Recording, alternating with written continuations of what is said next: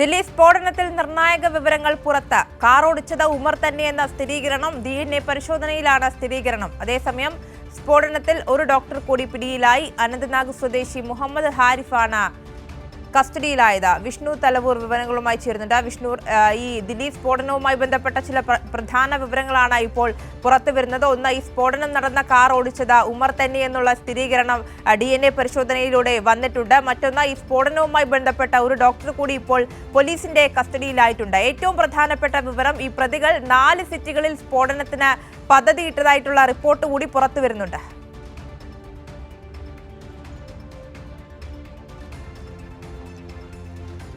ആര്യ, തീർച്ചയായിട്ടും ഇപ്പോൾ ഈ ഒരു ദില്ലി സ്ഫോടനവുമായി ബന്ധപ്പെട്ടുകൊണ്ട് കൂടുതൽ അറസ്റ്റുകളിലേക്കൊക്കെ തന്നെയാണ് പോലീസ് NIA സംഘമൊക്കെ തന്നെ കടന്നിരിക്കുന്നത്. ഇതിപ്പോൾ അനന്ത്നാഗ് സ്വദേശിയായിട്ടുള്ള മുഹമ്മദ് ആരിഫിനെയാണ് കാൺപൂരിൽ നിന്നും കസ്റ്റഡിയിലെടുത്ത് ചോദ്യം ചെയ്യുന്നത്. അതോടൊപ്പം തന്നെയാണ് കഴിഞ്ഞ ദിവസമാണ് ഇത്തരത്തിൽ കാർ ഓടിച്ചു എന്ന് സംശയിക്കപ്പെട്ട ഉമറിൻ്റെ അമ്മയുടെ DNA സാമ്പിൾ പരിശോധനയ്ക്ക് ശേഖരിച്ചത്. എന്തായാലും ഇപ്പോൾ ആ പരിശോധന പൂർത്തിയായി. ആ പരിശോധന ഫലം പുറത്തു വന്നിട്ടുണ്ട്. പരിശോധന ഫലം പുറത്തു വരുമ്പോൾ കാർ ഓടിച്ചത് ഉമർ തന്നെയാണ് എന്നൊരു സ്ഥിരീകരണത്തിലേക്ക് ഇപ്പോൾ എത്തിച്ചേരാൻ അന്വേഷണ സംഘത്തിന് കഴിയുകയും ചെയ്തിട്ടുണ്ട്. അതോടൊപ്പം തന്നെയാണ് ഈ ഒരു ഭീകരാക്രമണവുമായി ബന്ധപ്പെട്ടുകൊണ്ട് കൂടുതൽ വിവരങ്ങളാണ് ഇപ്പോൾ പുറത്തു വരുന്നത്. അതായത് വലിയ ഒരു പദ്ധതി തന്നെയാണ് ഇവർ രൂപീകരിച്ചിരുന്നത്. അതായത് കൂടുതൽ സ്ഥലങ്ങളിൽ ഒരു സ്ഫോടനം നടത്താനായിട്ട് ഒരു സീരിയൽ ബ്ലാസ്റ്റ് അടക്കം നടത്തുന്നതിലേക്കുള്ള ഒരു പദ്ധതി തന്നെ പ്ലാൻ ചെയ്തിരുന്നു എന്ന വിവരങ്ങളാണ് പുറത്തു വരുന്നത്. അതും ഇപ്പോഴല്ല ഈ ഒരു ആക്രമണത്തിന് പദ്ധതിയിട്ടിരുന്നത്. ഡിസംബർ 6-ാം തീയതിയാണ്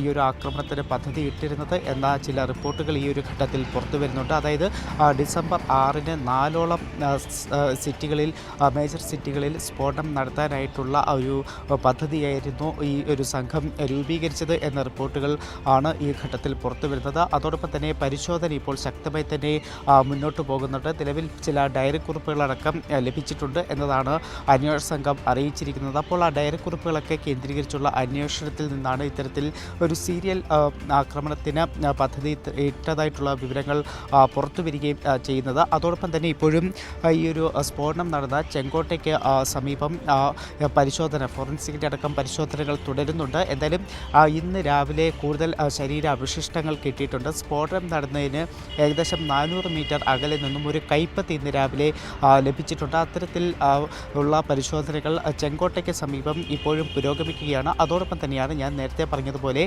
വലിയ തോതിലുള്ള അന്വേഷണം പല മേഖലകളിൽ ഇപ്പോൾ പുരോഗമിക്കുന്നുണ്ട്. അതിൻ്റെ ഭാഗമായിക്കൊണ്ടാണ് കാൺപൂരിൽ നിന്നും ഒരു ഡോക്ടറെ കൂടി ഇന്ന് കസ്റ്റഡിയിലെടുത്ത് ചോദ്യം ചെയ്യുന്നത്. എന്തായാലും ഇതുവരെ 6 ഡോക്ടർമാരാണ് കസ്റ്റഡിയിലായിട്ടുള്ളത്. അതോടൊപ്പം കാശ്മീരിലും വലിയ തരത്തിലുള്ള പരിശോധന നടക്കുന്നുണ്ട്. ഏകദേശം 300 ഇടങ്ങളിൽ കാശ്മീരിൽ NIA റെയ്ഡ് ഇപ്പോൾ പുരോഗമിക്കുന്നുണ്ട്. ആര്യ.